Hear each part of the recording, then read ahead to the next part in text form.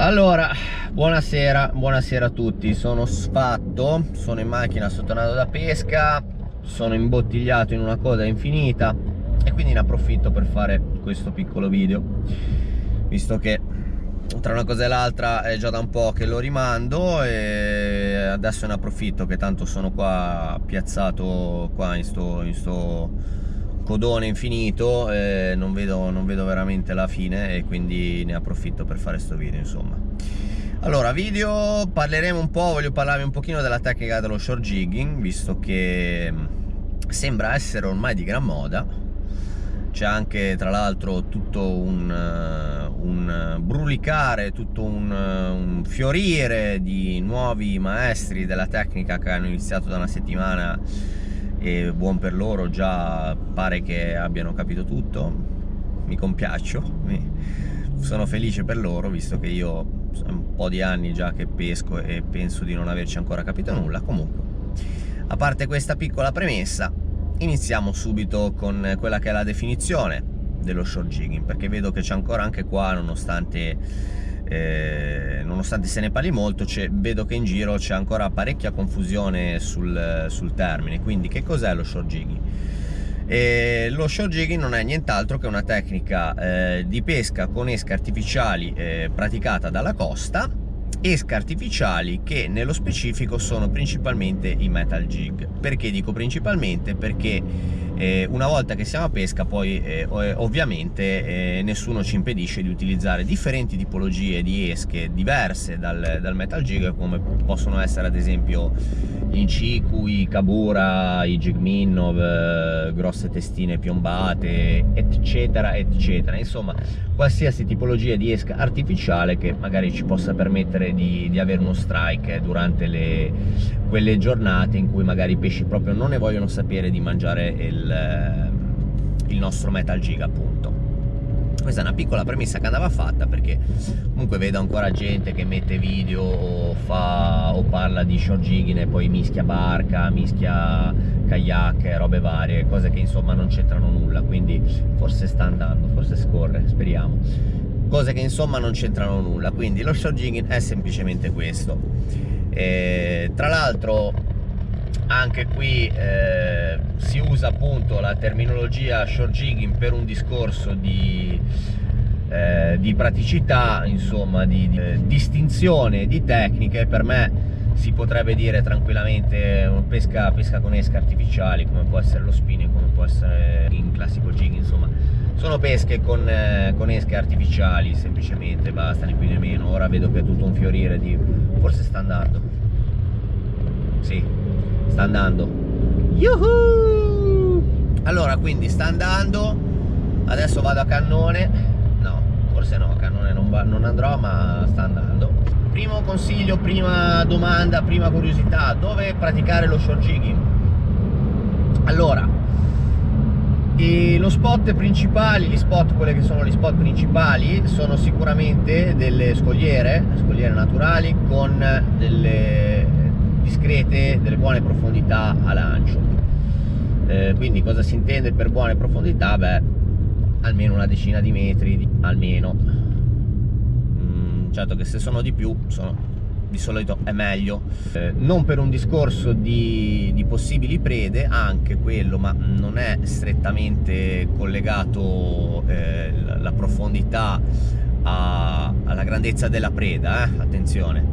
Però diciamo che per un discorso di controllo e di animazione, un fondale che sia almeno una quindicina di metri, da oltre i 10 metri è meglio, anche perché sennò, voglio dire, un fondale di 10 metri ci lanciamo magari un long jig, diamo 3 o 4 sbacchettate e siamo praticamente in superficie. Quindi da questo lato qua si evince che un fondale di almeno una quindicina, ventina di metri è consigliabile. Quindi scogliere naturali è la prima scelta, dopodiché abbiamo tutta quella serie di manufatti magari artificiali, come possono essere delle dighe portuali, dei muraglioni, delle dighe frangiflutti, delle scogliere artificiali, classici magari tripodi, insomma tutti questi Ambaradan qui dove poter lanciare i nostri metal jig e dove poter raggiungere con un lancio delle buone profondità, sono degli ottimi spot. Ultimo ma non ultimo, citerei anche le spiagge profonde. Anche queste sono spot che, a seconda delle correnti, di come sono battute, a seconda di come tendono a compattare magari il pesce foraggio, possono anche queste richiamare i predatori e darci delle belle soddisfazioni. Queste sono un po' in sintesi i posti principali, gli spot principali dove praticare lo shore jigging. Quando praticare lo shore jigging? Questa è un'altra domanda che mi viene posta ogni tanto da qualcuno che vorrebbe iniziare o magari si è appena avvicinato alla tecnica. Allora, direi che ci sono due maniere per rispondere a questa domanda. La prima è quella un po' più sempliciotta, un po' più semplicistica, e dire è una tecnica che può essere buona tutto l'anno. La seconda è una risposta un po' più specifica e va a mettere diciamo i puntini sulle i su quelle che sono le zone. Quindi a seconda della zona in cui pescate ci saranno dei periodi più o meno buoni durante l'anno. Cosa voglio dire con questo? Che il Mediterraneo, pur essendo un mare tutto sommato piccolo ovviamente rispetto agli oceani, ha al suo interno un'infinità di realtà specifiche. Quindi, ad esempio, quello che può essere magari un periodo di accostamento per i pelagici, quello che può essere magari il Mar Ligure o davanti alle coste, diciamo, della Toscana, potrebbe non esserlo magari più verso il sud, quindi magari nelle coste siciliane o calabresi ci sarà un periodo di accostamento per un mare, un periodo di accostamento magari completamente differente per un altro mare. Questo perché a seconda delle correnti, delle temperature dell'acqua, di tutte queste belle cosine qui che vanno ad influenzare appunto la presenza del pesce foraggio e quindi di conseguenza dietro i grossi predatori, ci saranno appunto dei periodi più o meno buoni. Quali sono questi periodi più o meno buoni? Non lo so, o meglio lo so per i miei posti. I posti dove voi pescate, starà a voi ovviamente capire, andando a pescare, quali sono, perché ricordatevi che va benissimo ascoltare, sentire tutti, ma alla fine l'unica cosa che conta è l'esperienza, quindi andare a pescare. Quindi andate a pescare, provate e le risposte arriveranno da sole.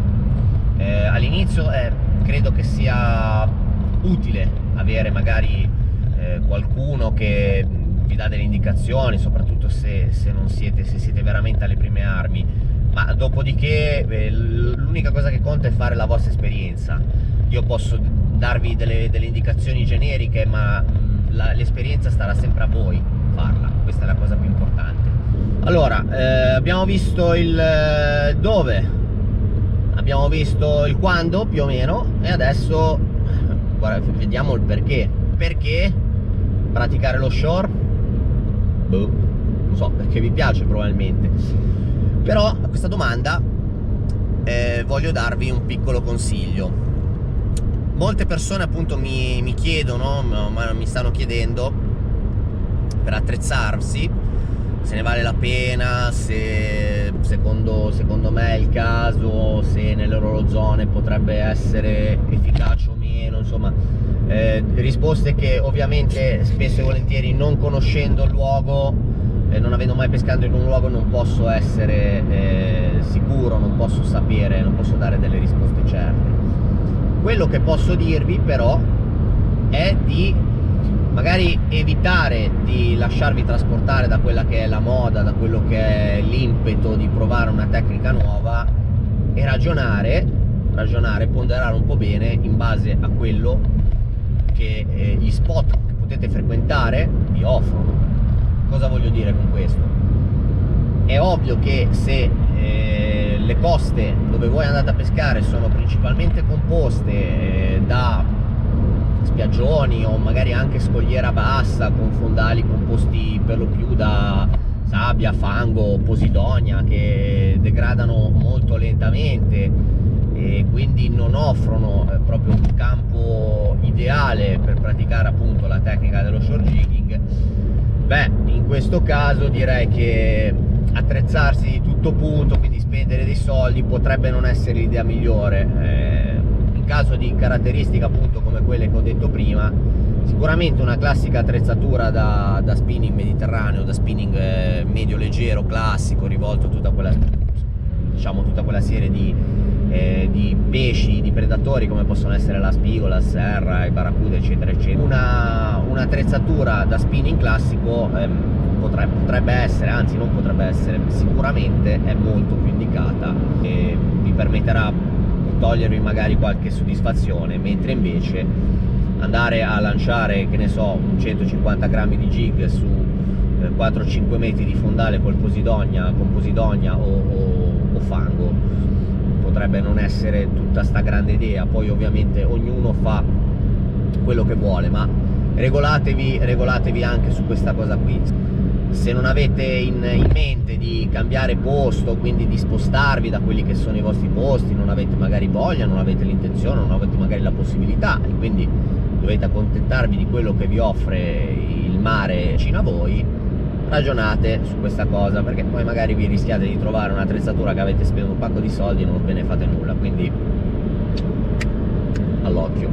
Dunque, allora abbiamo visto il dove, il come, no, non il come, il quando e il perché, quindi la prossima volta vedremo magari un pochino il come, quindi vedremo l'attrezzatura, canna, mulinelli, accessori, trecciati, tutte queste belle cosine, e vedrò di fare un altro video dove parlo un pochino, eventualmente magari lo cercherò di farlo in casa come un cristiano e non così sulla macchina come uno scappato di casa, però ne ho approfittato perché c'era coda e quindi adesso oltretutto si è liberato, sto andando bene e nulla, vi saluto, vado a mangiare che devo ancora guidare un pochino, ho una fame clamorosa. Se il video vi è piaciuto mettete like, iscrivetevi al canale, mi raccomando, e niente, dai, buon Natale, ciao a tutti, fammi spegnere l'aggeggio.